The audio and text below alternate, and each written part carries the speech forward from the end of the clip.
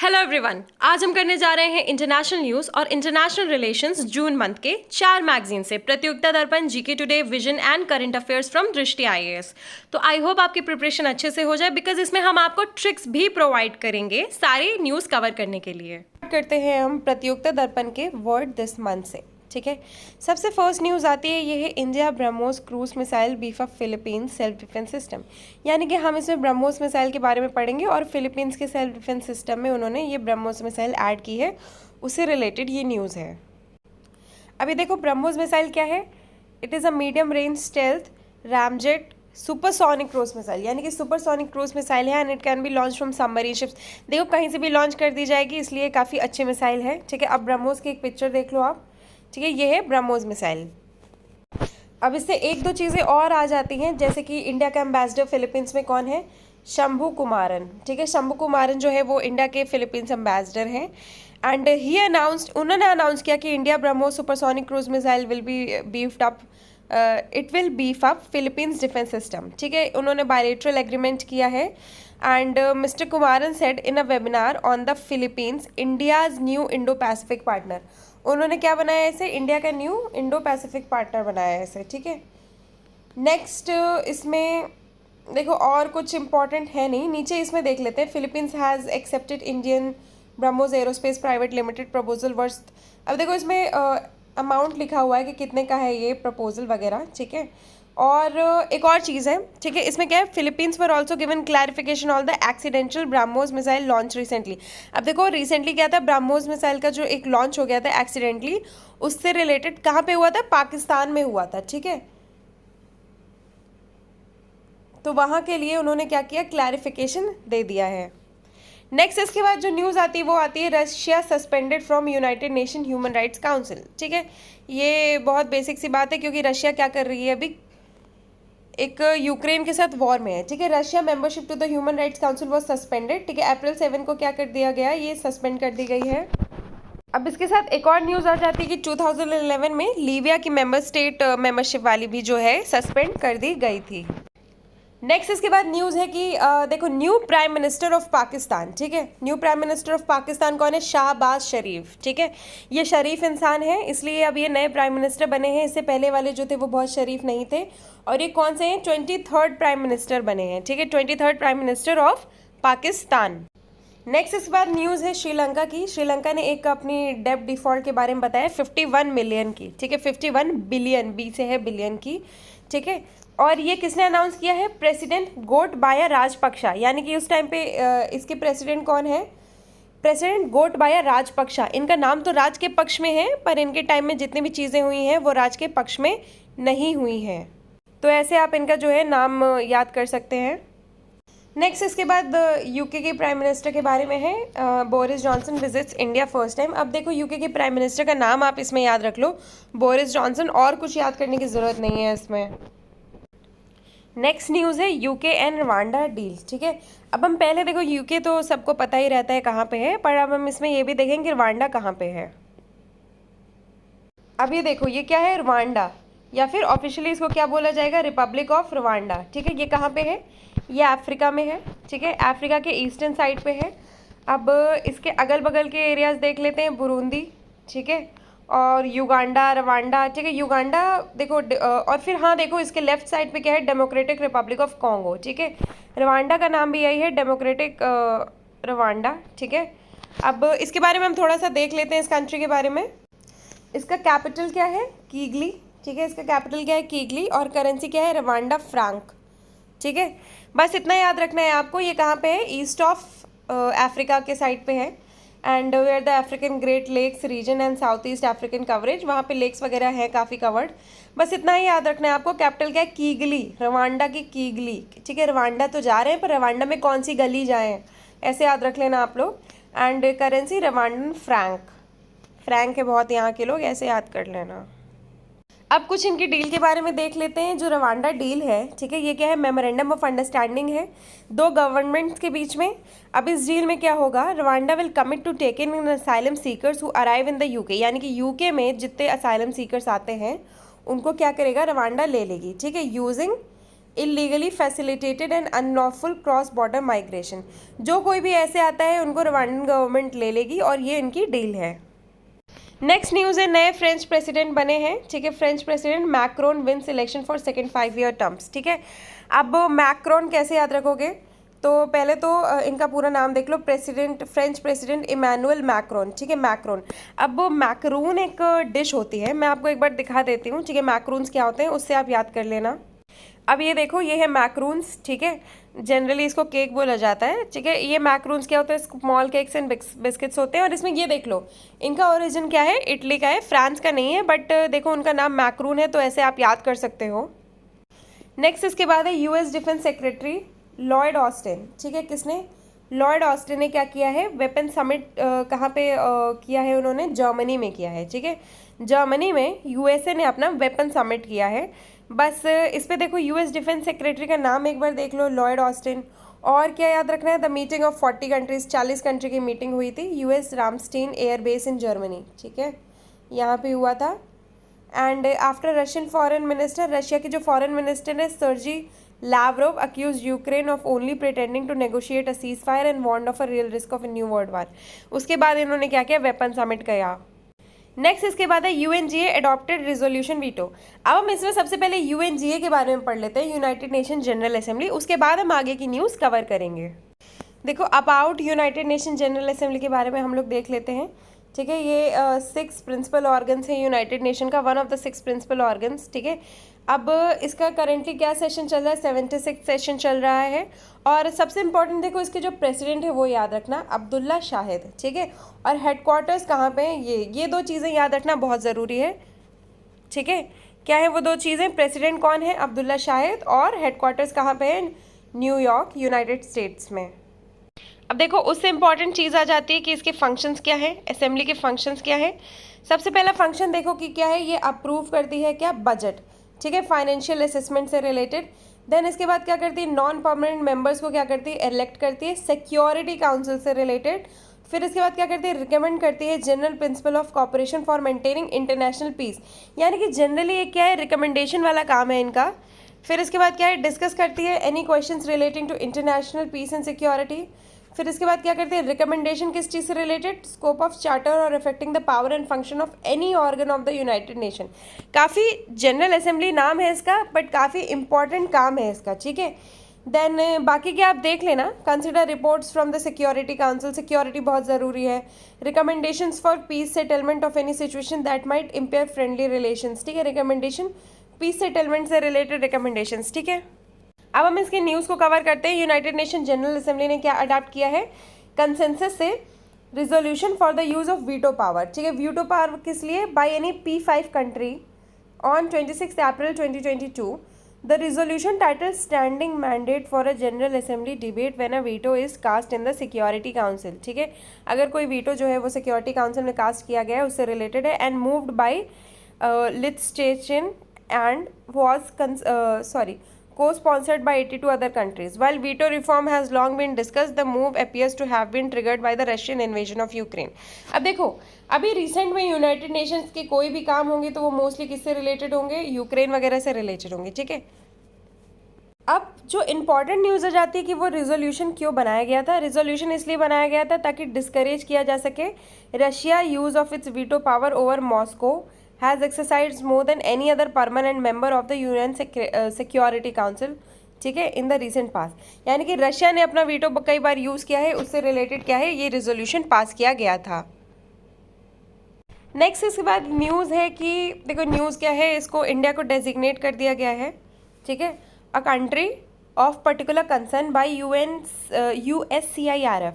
अब देखो, हमें इसमें देखना कि USCIRF क्या है, ठीक है, United states commission on international religious freedom, religious freedom से रिलेटेड है। और रिलीजन से रिलेटेड है तो इंडिया को क्या है, कंट्री ऑफ कंसर्न बोल दिया गया है, ठीक है। नेक्स्ट इस पे और इम्पॉर्टेंट चीज़ें तो नहीं है। Has recommended that India be designated a country of particular concern. इसके की फैक्ट्स देख लो। IRFA requires the USCIRF to annually identify countries that merit a CPC designation. As per IRFA, CPC are countries whose governments either engage in or tolerate particularly severe violations of religious freedom which are defined as systematic ongoing egregious violations of the internationally recognized right to freedom of religion। अब देखो right to freedom of religion के बारे में हम इसे पढ़ लेते हैं और USCIRF के बारे में हम पढ़ लेते हैं एक बार, ठीक है। अब देखो right to freedom of religion Indian constitution में कहाँ गारंटी की गई है? आर्टिकल 25 to 28, ठीक है। 25, 26, 27, 28। 25 में बात की गई है freedom of conscience and free profession practice and propagation of religion. आप अपने रिलीजन को फ्रीली प्रोपोगेट वगैरह कर सकते हो। 26 में freedom to manage religious affairs, यानी कि रिलीजियस अफेयर्स को आप मैनेज कर सकते हो, you are free to do that. 27 में freedom as to payment of taxes for promotion of any particular religion, ठीक है। आप अपने रिलीजन को, पर्टिकुलर रिलीजन को प्रमोट भी कर सकते हो। And freedom as to attendance at religious instruction और religious worship in certain educational institutions. ये वाली भी चीज़ है कि आप फ्री हो अटेंड करने के लिए इंस्ट्रक्शनल इंस्टीट्यूशंस जो रिलीजन से रिलेटेड है। तो ये सारे आर्टिकल्स जो है ये हमारे इंडियन कॉन्स्टिट्यूशन में प्रोवाइडेड है एज अ फंडामेंटल राइट। अब USCIRF के बारे में हम लोग देख लेते हैं, United states commission on international religious freedom, ठीक है। ये इसका लोगो है और ये किस चीज़ से रिलेटेड है? International religious freedom is a US federal government commission created by the international religious freedom act of 1998, ठीक है। कौन से एक्ट से? 1998 में एक एक्ट किया गया था, उससे रिलेटेड है। And USCIRF commissioners are appointed by president and the leadership of both political parties in the Senate। अब देखो ये वहाँ का काम है। इसके हेडक्वार्टर्स देख लेते हैं और जुरिस्डिक्शन देख लेते हैं। इसका हेडक्वार्टर है वॉशिंगटन DC और जुरिस्डिक्शन है यूनाइटेड स्टेट्स में, ठीक है। तो हमने दो ऑर्गेनाइजेशंस के बारे में पढ़ लिया है। इसमें कहते हैं कि इंडिया को डेजिग्नेट किया गया था और इससे कोई की पॉइंट्स इंपॉर्टेंट हैं तो वो भी देख लेते हैं, ठीक है। देखो for 2022 based on religious freedom conditions in 2021 a total of 15 countries had been recommended, ठीक है। 15 कंट्रीज को रिकमेंड किया है। कौन कौन सी कंट्री हैं एक बार वो देख लेते हैं। इंडिया हो गई, पाकिस्तान हो गया, बर्मा हो गया, ठीक है, sorry Burma, China, Eritrea, Iran, north Korea, ये सारी कंट्रीज़ हैं। आप अपने अगल बगल की कंट्रीज़ हम लोग देख लेते हैं। अफगानिस्तान भी हो गया, ऑब्वियसली इंडिया हो गया, पाकिस्तान हो गया। इसमें आप कंट्रीज़ को देखो तो ज़रूरी नहीं है कि आप कंट्रीज़ को यहाँ पे पढ़ो तब आपको समझ में आए, ठीक है। बात यह है कि अगर आपको कभी ऑप्शंस में ऐसा आ जाए तो आप उनके नाम पढ़ के आप समझ जाओ कि हाँ यहाँ तो रिलीजियस फ्रीडम से रिलेटेड इशू होगा, ठीक है। नेक्स्ट इसके बाद न्यूज़ है Norway to become International Solar Alliance का मेंबर, ठीक है। अब हम इसमें इंपॉर्टेंट चीज़ें जो पढ़ेंगे वो है कि नॉर्वे कहाँ पे है, देन इंटरनेशनल सोलर अलायंस के बारे में हम पढ़ेंगे और इनके फॉरेन मिनिस्टर का नाम भी हम लोग एक बार देख लेंगे, ठीक है। नॉर्वेजियन फॉरेन मिनिस्टर कौन है? एनिकेन ह्यूटफ्लेट, ठीक है। थोड़ा अजीब सा नाम है, एनिकेन ह्यूटफ्लेट, ठीक है। अब हम इसमें देख लेते हैं नॉर्वे किस जगह पे है। अब ये देखो ये है नॉर्वे का फ्लैग और हम देख लेते हैं नॉर्वे किस जगह पे है, ठीक है। नॉर्वे है यहाँ पे, ठीक है। किस जगह पे है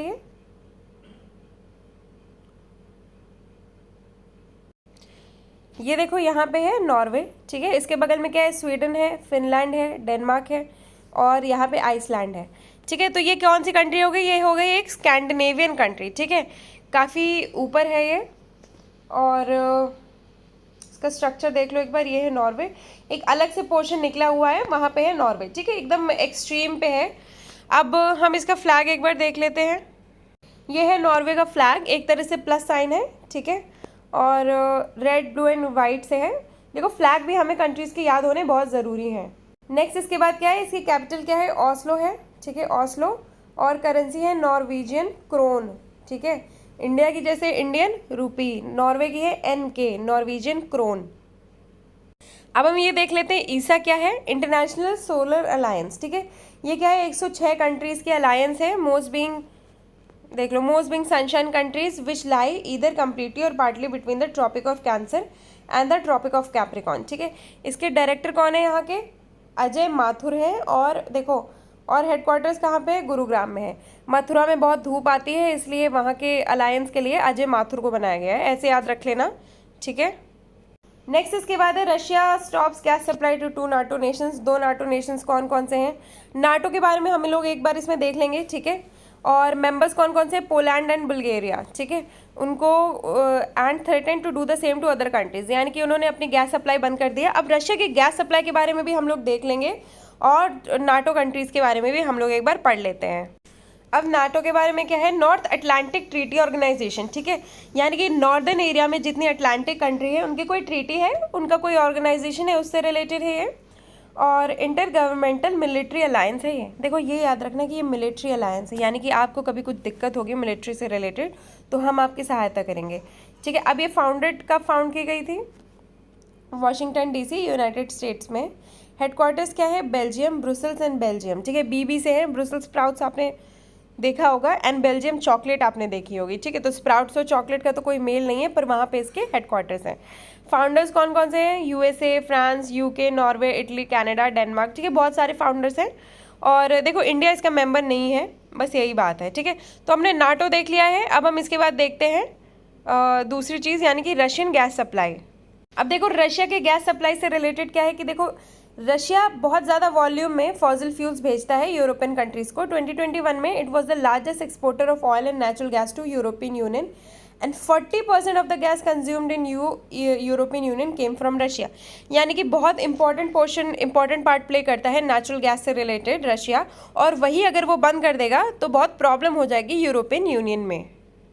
नेक्स्ट इसके बाद है म्यांमार द लेडी ऑन्ग सांग सू की सेंटेंस 5 ईयर इम्प्रिजनमेंट इन ग्राफ्ट केस। अब देखो ऑन्ग सांग सू की को जब से मैं पढ़ रही हूँ तब से इनको इम्प्रिजनमेंट ही मिला है मोस्ट ऑफ द टाइम, ठीक है। तो इनके बारे में हम लोग थोड़ा सा पढ़ लेंगे, और फिर ये ग्राफ्ट केस क्या है ये हम लोग यहीं पे देख लेंगे। अच्छा, ऑन्ग सांग सू की के बारे में यहीं पे बहुत अच्छे से दिया हुआ है। ऑन्ग सांग सू की जो है डॉटर ऑफ जनरल ऑन्ग सांग, म्यांमार से इंडिपेंडेंट हीरो, ठीक है। He was assassinated when she was only 2 years old before independence of Myanmar from British colonial rule in 1948. अब इसके बाद क्या है? In 1960 she went to India with her mother Daw Khin Kee who had been appointed Myanmar's ambassador, ठीक है। बाद में उनको ambassador बना दिया गया था in Delhi. And she went to Oxford University in UK. Okay, ये ऑक्सफोर्ड यूनिवर्सिटी में गई थी। And when she studied philosophy, politics and economy, there she met her future. देखो ये सब इतना इंपॉर्टेंट नहीं है। की फैक्ट्स क्या है? Nobel laureate is charge with at least 18 offences with maximum jail term of nearly 190 years, ठीक है। She is a Nobel laureate, ठीक है। और इनको jail term, mostly jail terms बहुत मिले हैं।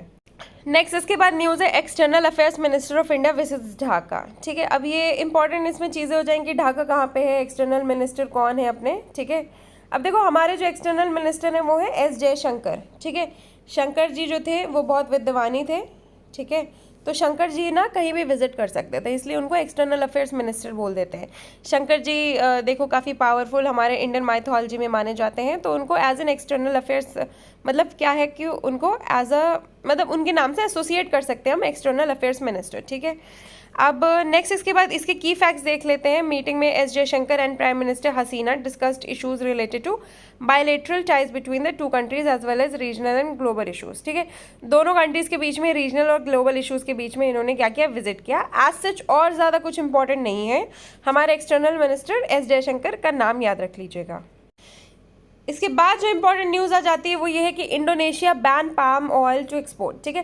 पाम ऑयल जो कि इंडिया में बहुत यूज़ किया जाता है, बहुत सारी कंट्रीज़ में यूज़ किया जाता है, और इंडोनेशिया से बहुत सारा एक्सपोर्ट किया जाता है, वो बैन कर देता है अपना एक्सपोर्ट, ठीक है। तो इससे क्या हो जाएगा? बहुत ज़्यादा इशू क्रिएट होगा। पहले इसके बारे में हम की फैक्ट्स देख लेते हैं एक बार, ठीक है। इसके की फैक्ट्स ये हैं कि देखो announcement came amid already surging global food prices as a consensus of the ongoing Russian Ukraine conflict, ठीक है। ऑलरेडी फूड क्राइसिस हो रही है रशिया यूक्रेन कॉन्फ्लिक्ट की वजह से, और उसके बाद ये अनाउंसमेंट उन्होंने की। देन इसके बाद it also came on the same day that policy maker raise globally food security concern. उसी दिन इन्होंने किया जब फूड सिक्योरिटी कंसर्न हुआ। And then world cooking oil supply has been in a huge supply deficit, यानी कि cooking oil जो है वो सप्लाई डेफिसिट में है। अब इंपॉर्टेंट बात यह है कि इन्होंने ऐसा क्यों किया? इन लोग ने ऐसा इसलिए किया ताकि ये लोग इसको as a substitute of crude oil use कर सकें, ठीक है। ताकि ये लोग यूज़ कर देखो ऑलरेडी जो है रशिया अपना क्रूड ऑयल जो है वो देगा नहीं, तो अब इन कंट्रीज़ को क्या है? क्रूड ऑयल की जगह उसे यूज़ करना पड़ेगा। उसके लिए इन्होंने एज अ सब्सटीट्यूट बना लिया, यानी कि खाने के लिए नहीं पर गाड़ी चलाने के लिए अब इसे ये लोग यूज़ कर रहे हैं। नेक्स्ट इसके बाद है चीफ ऑफ नेवल स्टाफ, उनका नाम क्या है? आर हरि कुमार, ठीक है। आर हरि कुमार है नेवल स्टाफ। पानी तो देखो नीला होता है, इनका नाम हरि क्यों है? ठीक है, ऐसे याद रख लेना कि इनका नाम हरि है पर पानी जो है वो नीला होता है। Chief of naval staff R Hari Kumar during a 3-day visit to the Maldives unveils the first navigation chart jointly, यानी कि अब एक जॉइंट चार्ट क्रिएट हुआ है, ठीक है, India and Maldives, and handed over hydrography equipment to consolidate the capability of Maldivian national defence forces, ठीक है। अब और कुछ इसमें की फैक्ट्स जो है वो इम्पोर्टेंट नहीं है। विजिट में president of the Maldives Ibrahim Mohamed Solih. अब देखो इनका नाम आप लोग याद रख लो, प्रेसिडेंट कौन है मालदीव्स के? इब्राहिम मोहम्मद सोलिया। एक इस्लामिक कंट्री है ये, ठीक है, मालदीव्स। तो इनके जो प्रेसिडेंट होंगे वो भी इस्लाम से रिलेटेड होंगे, तो उनका नाम आप लोग याद रख लो, इब्राहिम मोहम्मद सोलिया, ठीक है। And foreign minister Abdulla Shahid and defence minister chief of defence force major general Abdulla Shamaal stated that India and Maldives share common perspective on maritime security issues in the Indian Ocean। यानी कि इनको सेम इश्यूज हैं, तो सेम टाइप की चीज़ें इन्हें इनसे related हैं। नेक्स्ट इसके बाद न्यूज़ है UK court order to extradite WikiLeaks founder to US.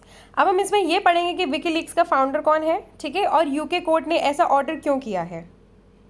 अब ये है विकीलीक्स के फाउंडर जूलियन असैनी, ठीक है, ऑस्ट्रेलियन एडिटर हैं ये। अब इनका नाम आप कैसे याद रखोगे?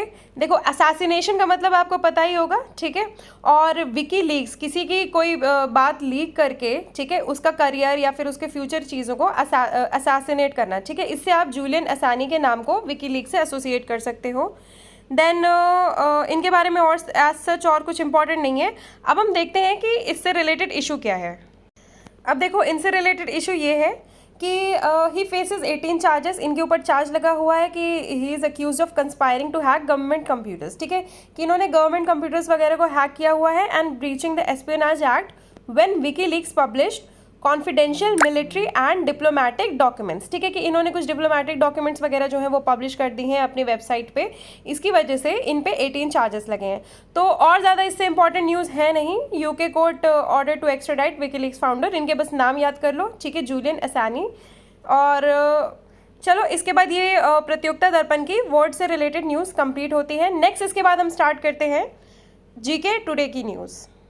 अब इंडिया टुडे में हम मे की न्यूज़ कवर करते हैं। फर्स्ट न्यूज़ इसमें है कि United Arab Emirates it is the first gulf state to record monkeypox, ठीक है। अब हम इसमें मंकी पॉक्स के बारे में जानते हैं कि मंकी पॉक्स वायरस क्या है, कैसे होता है, कहाँ के एरियाज़ में है।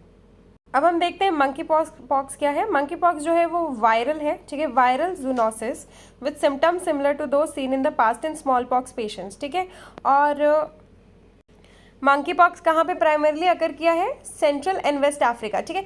आप नोटिस करेंगे कि मोस्ट ऑफ द जो वायरसेस होते हैं, डिसीजेस होते हैं, वो अफ्रीका से निकलते हैं, ठीक है। एंड देखो यहाँ पे क्यों है, ट्रॉपिकल रेन फॉरेस्ट रीजन है यहाँ पे and has been increasingly appearing in urban areas, ठीक है।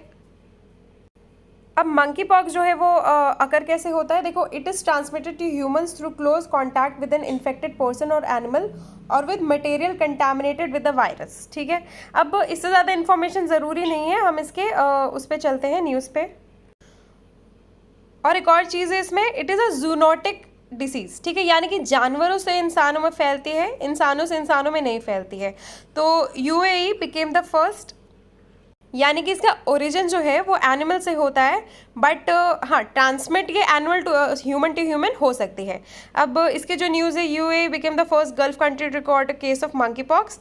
अब यहाँ पे एक केस डिटेक्ट हुआ है। द जेक Republic and Slovenia also reported their first. Next इसके बाद न्यूज़ है कॉड समिट, ठीक है। हम इससे पहले तो कॉड समिट के बारे में पढ़ेंगे, कॉड क्या है, कॉड का ग्रुप क्या है, और PM proposal of Japan week. तो सबसे पहले हम स्टार्ट करते हैं कॉड समिट के बारे में। अब क्वाड समिट के बारे में देखते हैं। क्वाड है क्वाड्रिलेटरल सिक्योरिटी डायलॉग, ठीक है, यह है informal strategic dialogue between India, USA, Japan and Australia. अब इस 4 कंट्रीज़ को मैं आपको मैप में दिखा देती हूँ ताकि आपको ईजी रह जाए इसको समझना। ये देखिए, ये है India, Australia, Japan and USA, ठीक है, 4 कंट्रीज़ हो गई ताकि आप क्वाड में इसको याद रख सको। और अभी मैंने आपको बताया था कि ये किस चीज़ का डायलॉग है, स्ट्रैटेजिक सिक्योरिटी डायलॉग, ठीक है, स्ट्रैटेजिक सिक्योरिटी डायलॉग है ताकि सिक्योरिटी प्रोवाइड हो सके।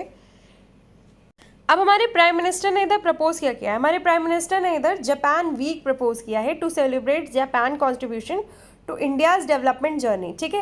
What are the highlights of PM Modi's meeting with the business community on the sidelines of quad summit? PM met top executives and CEOs of 34 Japanese companies including Honda motor, ठीक है, इन सब companies के साथ वो मिले। इसके बाद न्यूज़ है इंडिया जमाइका फ्रेंडशिप गार्डन, यानी कि इंडिया और जमैका का फ्रेंडशिप गार्डन है, और ये कहाँ पे है, बस इसको इतना याद रखना है, होप रॉयल बोटानिकल गार्डन्स इन सेंट एंड्रू जमैका, ठीक है, यहाँ पे है ये। नेक्स्ट इसके बाद है कि बांग्लादेश ऑफर करता है चिटागोंग पोर्ट को। अब हम लोग ये देखते हैं कि ये जो चिटागोंग पोर्ट है ये कहाँ पे है और ये कैसे फैसिलिटेट करता है इंडिया को। ये देखो यहाँ पे है बांग्लादेश का चिटागोंग पोर्ट, ठीक है, और ये क्या है, इंडिया को एक तरह से नॉर्थ ईस्टर्न पोर्ट्स के, नॉर्थ ईस्टर्न स्टेट्स के साथ कनेक्ट करता है। अब हम इसकी वैल्यू देखेंगे कि इंडिया में इसकी इंपॉर्टेंस क्या है। अब देखो इसकी इंपॉर्टेंस ये है कि पहले इंडिया में, ठीक है, ये पोर्ट जो है यूज़ किया जाता था, ठीक है, चिटागोंग पोर्ट, ठीक है, बट जो है ईस्टर्न, हमारा जो नॉर्थ ईस्टर्न इंडिया है, it lost its access to the sea जब पार्टीशन वगैरह हो गया। बट अब क्या है, अब हम फिर से क्या है, कनेक्ट हो चुके हैं सी से, ठीक है, सी रूट से कनेक्ट हो चुके हैं नॉर्थ ईस्ट इंडिया से इस पोर्ट के सहारे।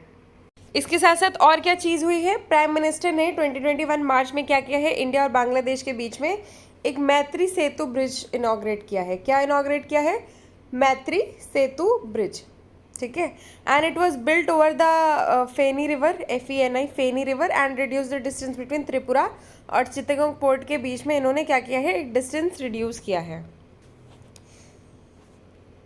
नेक्स्ट इसके बाद न्यूज़ है, देखो एक स्काई ब्रिज है, ठीक है, स्काई ब्रिज 721, ठीक है, ये क्या है, वर्ल्ड्स का लॉन्गेस्ट सस्पेंशन ब्रिज है। अब इसके बारे में हम पढ़ेंगे, वर्ल्ड्स लॉन्गेस्ट सस्पेंशन ब्रिज, देख रहे हैं आप लोग।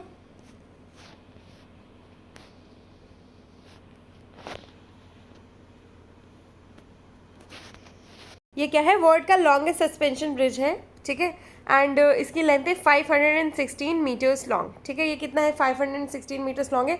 अब उससे इंपॉर्टेंट चीज़ आ जाती है कि ये कहाँ पे है। तो सबसे पहले देख लो, it is located between the crest of the Kralicky Sneznik mountain in Dolni Moravia village, जेक रिपब्लिक, ठीक है, कहाँ पे है ये, जेक रिपब्लिक में है ये, and it spans the Milinsky stream valley from the ridge of Slamnik mountain to the ridge of Shram mountain, ठीक है। क्या याद रखना है आपको कि जेक रिपब्लिक में है, और ज़्यादा डीप आपको याद रखना है तो देख लेना कि क्रालिस्की स्नेजिक माउंटेन में है, ठीक है, ये जो आई ऐसे बनता है ना वहाँ की लैंग्वेज में, उसके थ्रू आप क्या कर सकते हो, इसे याद कर सकते हो, ठीक है। नेक्स्ट इसके बाद है new prime minister of France. In France Elizabeth Borne has been appointed as the country's new prime minister on 16 मई 2022। कौन है new prime minister of France, 16 मई 2022 को बनी थी एलिजाबेथ बॉर्न, ठीक है। अब इनको कैसे याद रखेंगे, हमने प्रेसिडेंट वगैरह का भी देखा है अभी फ्रांस के, अब हम देख रहे हैं कि प्राइम मिनिस्टर बनी है। तो देखो फीमेल प्राइम मिनिस्टर बनी है और एलिजाबेथ बनी है, ठीक है, बॉर्न हुई है, एलिजाबेथ बॉर्न हुई है भले ही लंदन में, बट फ्रांस की प्राइम मिनिस्टर बनी है, ठीक है, ऐसे आप लोग याद कर सकते हो इसे। नेक्स्ट इसके बाद है new prime minister of Sri Lanka. अब new prime minister of Sri Lanka कौन बने हैं, रानिल विक्रमसिंघे, ठीक है, he was sworn in as the 26th prime minister of Sri Lanka. ये भी आपको याद रखना होगा कि 26th है, ठीक है, क्योंकि आ जाता है ये सब चीज़ें। अब इनका नाम कैसे याद रखोगे, देखो श्रीलंका में क्या है, राजपक्षा थे पहले, ठीक है, अब कौन है, रानिल, ठीक है, जो राज के पक्ष में थे वो तो कुछ नहीं कर पाए, अब रानियाँ आएंगी, रानी, ठीक है, आप रानी से याद रख सकते हो इसको, क्योंकि आजकल फीमेल एम्पावरमेंट बहुत हो रहा है, ठीक है, तो शायद श्रीलंका में कुछ चीज़ें सही हो सके, तो इसको कैसे याद रख सकते हो, रानी एल विक्रमसिंघे, ठीक है।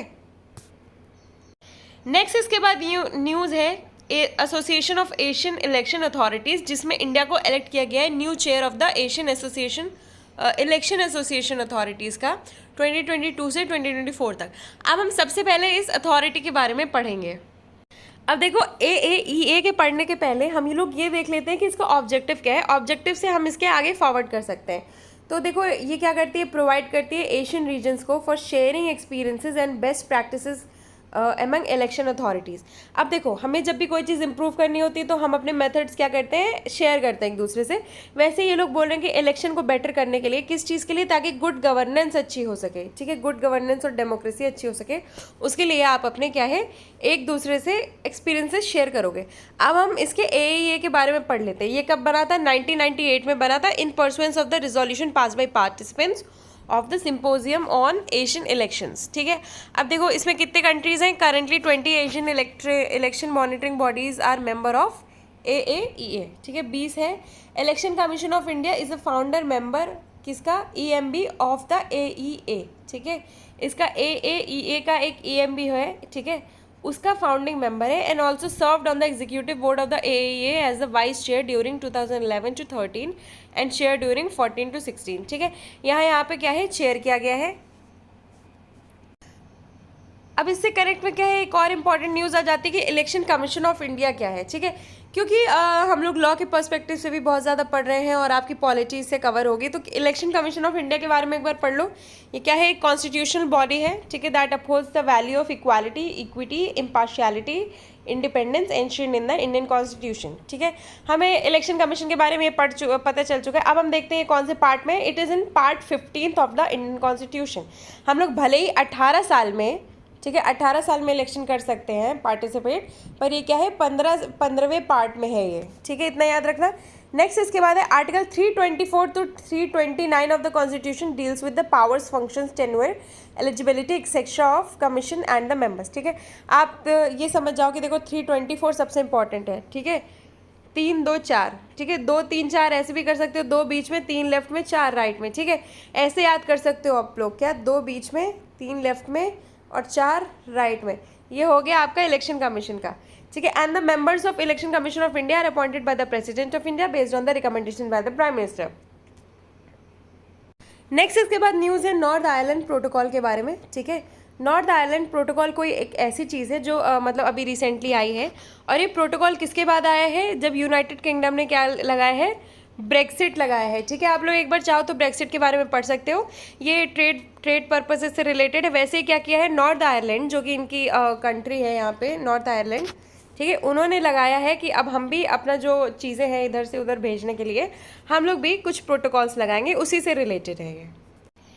नेक्स्ट इसके बाद न्यूज़ है Katalin Novak is the first female president of Hungary, ठीक है। हंगेरी को हम लोग हंगरी समझ लेते हैं, ठीक है, हंगरी।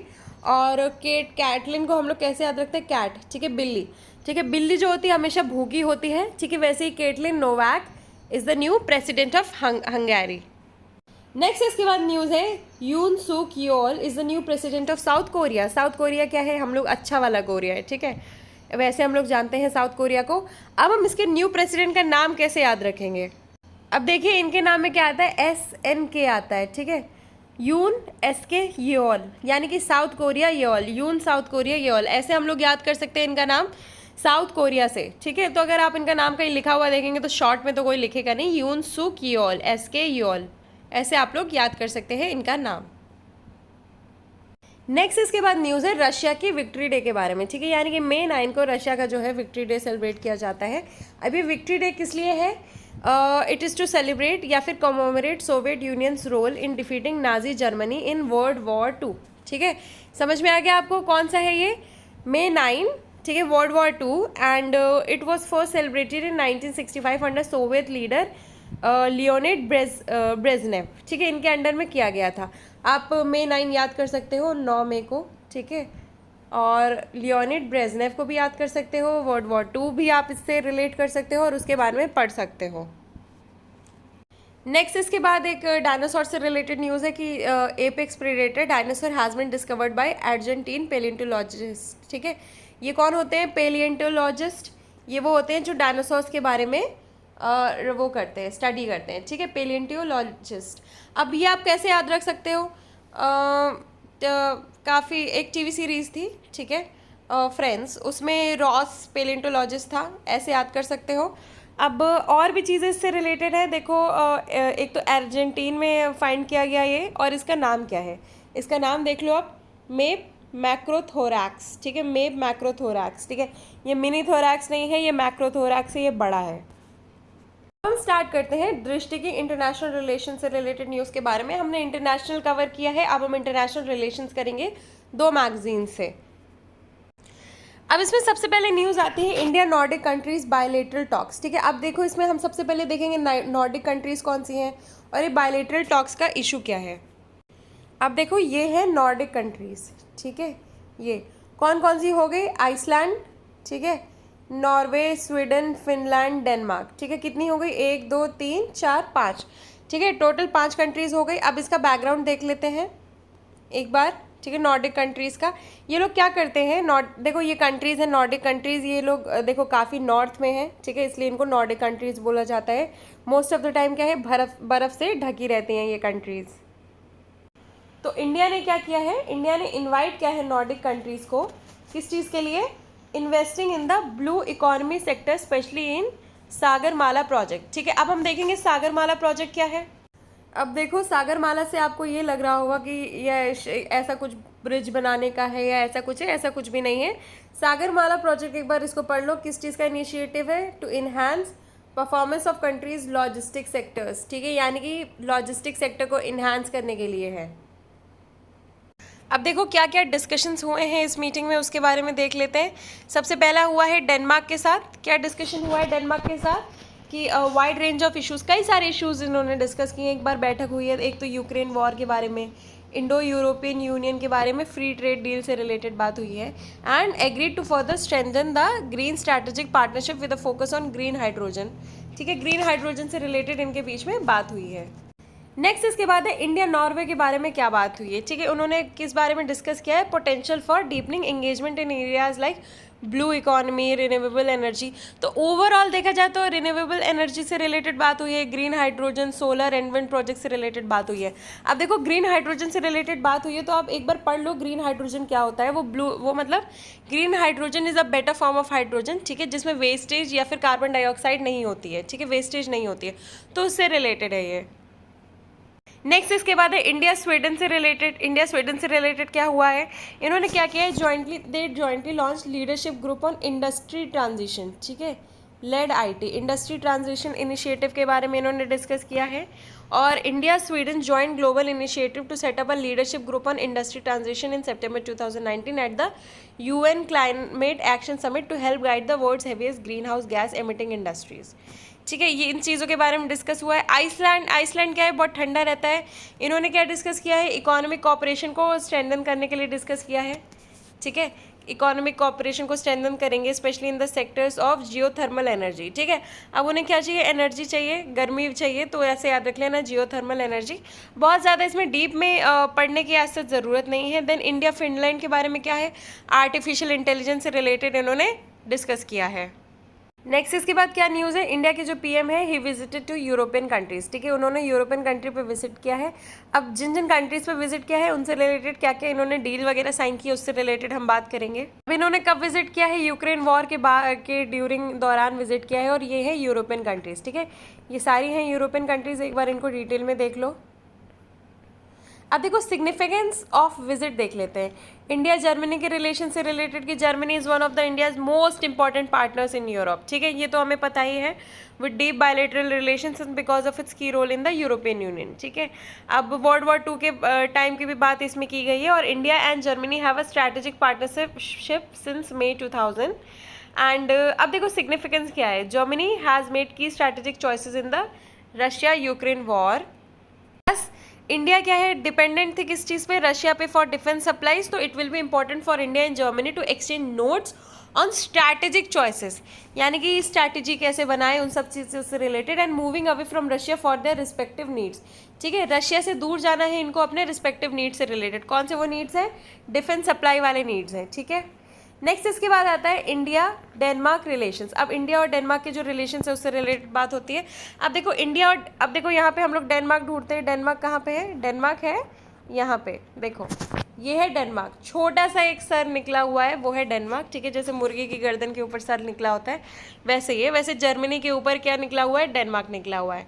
अब डेनमार्क से रिलेटेड इसके रिलेशंस क्या हैं? Bilateral relations were elevated during the level of a green strategic partnership. अभी रिसेंट में ही इनके रिलेशंस बने हैं, ठीक है, फर्स्ट नॉर्डिक समिट के दौरान इनके रिलेशंस बने हैं। अब इसका सिग्निफिकेंस क्या दे है? Nordic countries are pioneers in innovation, ठीक है, इनोवेशन में पायनियर हैं, इसीलिए हमने जो पिछली वाली न्यूज़ पढ़ी थी, ठीक है, किस चीज़ से रिलेटेड है? वही है इसका रिलेशन कि वो लोग क्या है, इनोवेशन अच्छी है उनकी, कि क्लीन एनर्जी, ग्रीन टेक्नोलॉजी से रिलेटेड हम लोग ने अभी उनके साथ रिसेंटली नॉर्डिक कंट्रीज़ के साथ डील की है, उसी से रिलेटेड है ना। और इंडिया क्या है? प्रेजेंट में एक आइडियल अपॉर्चुनिटी ढूंढ रही है अपने लार्ज मार्केट की वजह से, and many new flagship schemes have been launched by India like make in India, smart cities. ये आप लोग देख रहे हो, ये जो रेड में लिखा हुआ है ये सारी चीज़ें है ना। और फिर इसके बाद आ जाता है नेक्स्ट इंडिया फ्रांस रिलेशंस। अब देखो फ्रांस कहाँ पे है? फ्रांस देखो बहुत बड़ी कंट्री है, ठीक है, फ्रांस यहाँ पे है, स्पेन यहाँ पे है, पर हम इधर देखते हैं फ्रांस के साथ इन्होंने किया है डेनमार्क, और इसके बाद डेनमार्क के साथ इन्होंने किया है, ठीक है। तो देख लिया आपने, फ्रांस हो गया, डेनमार्क हो गया। अब देखो फ्रांस के साथ हम लोग क्या है, बैकग्राउंड क्या है, इंडिया और फ्रांस का रिलेशन क्या है? ट्रेडिशनली हैड क्लोज रिलेशंस, ठीक है, इनका क्लोज रिलेशन था। बहुत ज़्यादा इतना देखने की ज़रूरत नहीं है। हाँ, पोखरण टेस्ट की एक बार देख लो कि हाँ, France was among the few west countries to not condemned India after the 1998 Pokhran test. और अभी फ्रांस से हम लोग क्या है, काफ़ी डील साइंस करते हैं, काफ़ी चीज़ें खरीदते रहते हैं, ठीक है। किस चीज़ से रिलेटेड? डिफेंस सेक्टर से रिलेटेड, ठीक है। अब देखो, France support was vital in India's accession to missile technology control regime, Wassenaar arrangement and Australia group. और देखो, फ्रांस का बहुत सारा सिग्निफिकेंस ऊपर लिखवाया गया है। देन इसके बाद सिग्निफिकेंस बताया है कि इसका सिग्निफिकेंस क्या है। Indian Ocean, the common shared interest, France needs to protect its colonial territorial positions like Reunion island. अब देखो, फ्रांस से हमारा क्या बात है, फ्रांस को अपने रियूनियन आइलैंड्स बचाने हैं और इंडियन ओशन में है वो, तो इंडियन ओशन के इंडिया के साथ उन्होंने कुछ डील की है, ठीक है। टेररिज्म से रिलेटेड है, France backing India, France also continues to steadfastly back India on Kashmir, ठीक है। फ्रांस क्या करता है? बैकिंग करता है इंडिया से रिलेटेड। और डिफेंस कॉपरेशन तो हमें पता ही है कि जैसे रफाल हमने खरीदा था इनसे। नेक्स्ट इसके बाद है इंडिया यूरोप रिलेशन। इंडिया के यूरोप रिलेशंस कैसे हैं? 1962 में one of the first countries हैं जिसने इस्टेब्लिश किया था diplomatic relations with the European economic community, ठीक है, उस चीज़ से रिलेटेड है। और इसका सिग्निफिकेंस देख लेते हैं। अब वो क्या है? It is likely to set stage for the India European Union summit and boost in free trade agreement in relations. Europe से हमें बस इतना ही काम है कि हमें ट्रेड एग्रीमेंट रिलेशन से रिलेटेड काम रहता है, ठीक है। नेक्स्ट इसके बाद न्यूज़ आ जाती है Transnistria in the Russia Ukraine war. अब हम देखते हैं ट्रांसनिस्ट्रिया क्या है। As the Russia Ukraine war completes over 2 months, Transnistria, the tiny break away region of the Moldova, risk being drag into the conflict, ठीक है। बगल में एक जगह है, ठीक है, उसको आप कॉन्फ्लिक्ट में ड्रैग कर रहे हो। Transnistria is a de facto state lying between Moldova to its west and Ukraine towards its east. देखो, इसमें मोल्डोवा है और यूक्रेन है, तो हम समझ गए कि ट्रांसनिस्ट्रिया क्या है। ये जो रेड पोर्शन से किया गया है ये है, ठीक है। और इसको आप फर्जी ड्रैग कर रहे हो, इसीलिए ये क्या है, न्यूज़ में है। अब ट्रांसनिस्ट्रिया की एक बार थोड़ी सी हिस्ट्री देख लेते हैं। रेमनांट ऑफ द सोवियत यूनियन, ये क्या है, एक बची कुछ रीजन है सोवियत यूनियन का, है ना। And it declared independence like Moldova did soon after the breakup of the Soviet union. इन्होंने भी क्या है, अपनी आज़ादी घोषित कर दी थी। अब ट्रांसनिस्ट्रिया की इम्पोर्टेंस क्या है? देखो, अगर ट्रांसनिस्ट्रिया, ठीक है, स्ट्रैटेजिक लोकेशन है and important for next phase of Russia's war on Ukraine, ठीक है, इसके लिए इम्पॉर्टेंट है। एज सच बहुत ज़्यादा इंपॉर्टेंट नहीं है कुछ। एंड देखो, एक और चीज़ है, मोल्डोवा जो है is not a member of the European union, NATO का मेंबर नहीं है, ठीक है, ये चीज़ आप याद रखना। नेक्स्ट इसके बाद इसी से हमारा दृष्टि IAS का ये इंटरनेशनल वाला रिलेशंस वाला सेक्शन ख़त्म होता है। अब हम चलते हैं नेक्स्ट मैगजीन के ऊपर, इंटरनेशनल रिलेशंस फ्रॉम विजन की मैगजीन से, ठीक है। सबसे पहले इसमें न्यूज़ आती है Indo Pacific economic framework for prosperity, IPEF। अब हम इसमें IPEF के बारे में पढ़ेंगे। अब देखो, सबसे पहले IPEF क्या है? IPEF जो है ये 14 मेंबर्स की एक ऑर्गेनाइजेशन है, ठीक है, जो क्या करता है, इकोनॉमी में हेल्प करता है। किसमें? इकोनॉमी बूम करने में, ठीक है। अब IPEF किसने बनाया है? IPEF is a US led framework, ठीक है, US का फ्रेमवर्क है ताकि पार्टिसिपेटिंग कंट्रीज सॉलिडिफाई कर सके अपने रिलेशनशिप और एंगेज हो सके crucial economic and trade matters में। अब इसके कुछ 4 पिलर्स हैं इकोनॉमिक फ्रेमवर्क के, जो कि बेसिक पिलर्स होते हैं अगर आपको किसी के साथ इकोनॉमिक रिलेशंस डेवलप करने। सबसे पहला आता है कनेक्टेड इकोनॉमी, ठीक है।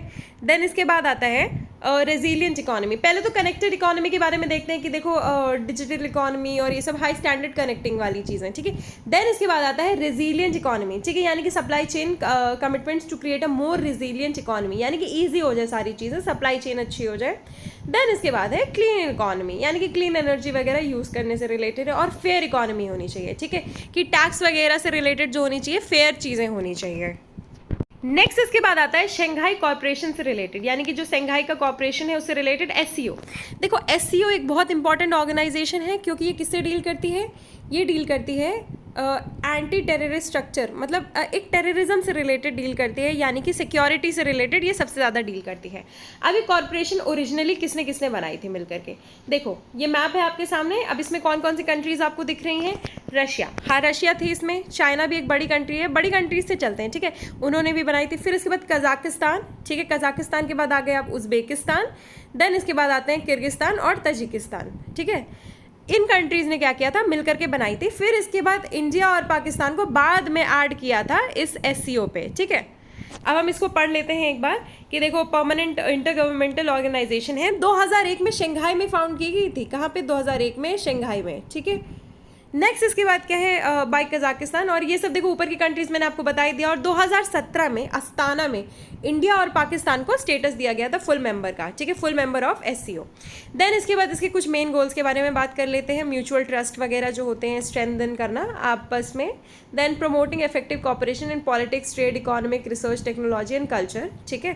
देन इसके बाद joint efforts to maintain and ensure peace, security, stability in the region. बहुत सारे एस्पेक्ट्स को कवर करती है ये organisation. Moving towards the establishment of a democratic, fair and rational new international politics and economics. देखो आसपास की कंट्रीज़ हैं, उनसे वॉर का खतरा रहता है, तो एक ऑर्गेनाइजेशन बना लो आपस में और उसमें कुछ गोल्स डाल दो और उन गोल्स में सारी चीज़ें डाल दो, ठीक है। क्योंकि अगर आपका देखो आपके अड़ोसी पड़ोसी जो होते हैं उनके साथ आप जिन जिन एम्बिट्स में डील करते हो वो सारी चीज़ें ही ये सारे एम्बिट्स हैं, ठीक है, कि आप security, stability, democratic, fair, politics, economy, ये सारी चीज़ें, ठीक है। इसमें न्यूज़ क्या थे? इंडिया ने होस्ट किया meetings of regional anti terrorist structure, यानी कि हम इसमें रैट्स के बारे में भी अभी पढ़ेंगे, ठीक है। As India assume its role as chairperson of the SCO RATS mechanism, ठीक है। SCO के रैट्स का मैकेनिज्म है। अब हमने SCO के बारे में पढ़ लिया है, अब हम रैट्स के बारे में पढ़ते हैं कि रैट्स क्या है। तो देखो रैट्स के बारे में हम इधर लिखा हुआ है about regional terrorist anti terrorist structure, ठीक है। Agreement on the RATS as a permanent SCO body was sign in 2002। India ने 2002 मतलब एक एग्रीमेंट था वो साइन किया गया था 2002 में। और ये क्या है? कोऑर्डिनेटिंग सेंटर है for combating terrorism, separatism and extremism, ठीक है, यानी कि टेररिज्म से रिलेटेड है ये, ठीक है, और कॉम्बैट करने के लिए एक ऑर्गेनाइजेशन है। और रैट क्या करता है? Platform provide a mechanism for interaction for ensuring the security, यानी कि आप इंश्योर कर रहे हो, एक तरह से सुलह कर रहे हो, इंटरेक्ट कर रहे हो कि भाई आप हमको मत कुछ करना, और आपस में ही आप कंट्रीज़ के बीच में ये एक इंटरेक्शन है, ठीक है। अंडर रैट्स वर्किंग रिलेशनशिप में कंट्रीज़ क्या करती हैं? कोऑर्डिनेट करती हैं एक दूसरे के साथ और other global organisation to gather information to tackle terrorism, यानी कि टेररिज्म को टैकल करने के लिए ये जो है रैट्स है, ठीक है। देन इसके बाद नेक्स्ट आ जाती है इंडियाज़ नॉर्थ ईस्ट नेबर्स के बारे में। अब ये न्यूज़ में क्यों है? एक्सटर्नल अफेयर मिनिस्टर जो है उन्होंने रिसेंटली इंडिकेट किया कि बांग्लादेश, ठीक है, बांग्लादेश आपको पता है कहाँ पे है? बांग्लादेश ईस्ट में है, भूटान नॉर्थ ईस्ट में है, ठीक है, म्यांमार ईस्ट में है और नेपाल भी हमारे नॉर्थ में है, ठीक है। Were India's most trusted global partners along with Japan and members of the Asian association of south Asian nations, ठीक है। तो अब north east neighbours of India से रिलेटेड यही एक न्यूज़ है। अब इसके बारे में इंपॉर्टेंट चीज़ें देखो अबाउट नॉर्थ ईस्ट रीजन, ठीक है, जो हमारा नॉर्थ ईस्ट रीजन है उसके बारे में है कि क्या क्या कंप्राइज करता है। देखो अरुणाचल प्रदेश, ठीक है, ऊपर में है सबसे, जो चाइना से कनेक्टेड है। देन आसाम है, मणिपुर है, मेघालय है, मिजोरम है, नागालैंड है, सिक्किम है, त्रिपुरा है, ठीक है। इसको कैसे याद रख सकते हो? आसाम एंड अरुणाचल प्रदेश, ठीक है, A² हो गया ये। देन MMM, ठीक है, ये क्या हो गया? M3, ठीक है, A² M3। Then Nagaland, Sikkim, Tripura NST, ठीक है, NST ऐसे डालो तो ये ऐसे ये आपको सारी जो स्टेट्स हैं ये आपको याद हो जाएंगी, A² M3 NST, ठीक है। तो आई होप आपको ऐसे याद हो जाएंगी। और ये क्या है? सिग्निफिकेंस नॉर्थ ईस्टर्न स्टेट्स क्या करती हैं? ये जो स्ट्रैटेजिक लोकेशन प्रोवाइड्स करती हैं क्योंकि बॉर्डर कंट्रीज़ के बीच में, ठीक है, इसीलिए हम इस न्यूज़ के बारे में डिस्कस कर रहे हैं। अब इंडिया में एक एक्ट लॉन्च हुआ था लुक ईस्ट पॉलिसी, जो कि 1991 में नरसिम्हा राव गवर्नमेंट के अंडर लॉन्च हुई थी, ठीक है, इसको मार्क कर देते हैं, नरसिम्हा राव गवर्नमेंट के अंडर लॉन्च हुई थी। और इसका एम था increasing economic integration with countries of south east in Asia.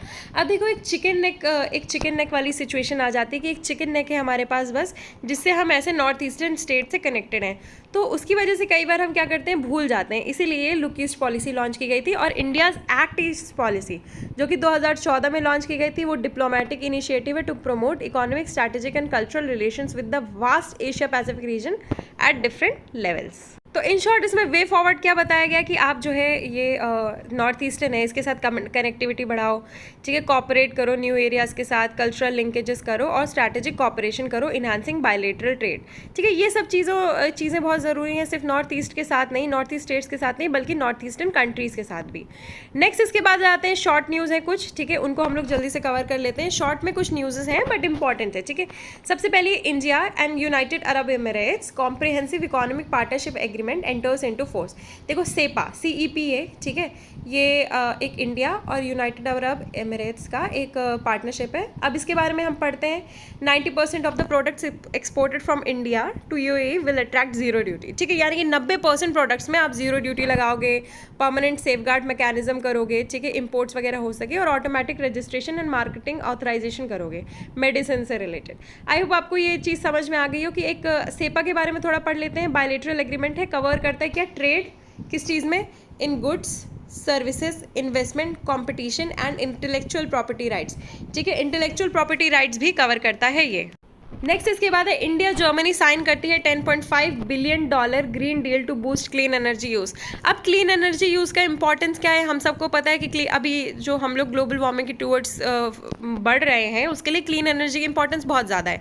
तो इन्होंने क्या साइन किया है, 6th inter government consultation plenary session in Berlin. कहाँ पे किया है, बर्लिन पे किया है। कौन सा सेशन, 6th, ठीक है, included with India Germany signing a joint declaration of intent establish the green and sustainable development partnership, ठीक है, कौन सा partnership, green and sustainable development, ठीक है। एम क्या है, बायलैटरल, ट्रायंगुलर और मल्टीलेटरल कोऑपरेशन, ताकि एक्सेलरेट हो सके क्लाइमेट प्रोटेक्शन, क्लाइमेट को प्रोटेक्ट करने के लिए, ठीक है। अब इंडिया और जर्मनी ने ड्यूरिंग COP26, ठीक है, COP के बारे में हम बाद में पढ़ेंगे, ग्लासगो में क्या किया था 2030 में, कल्मिनेट इन 2030।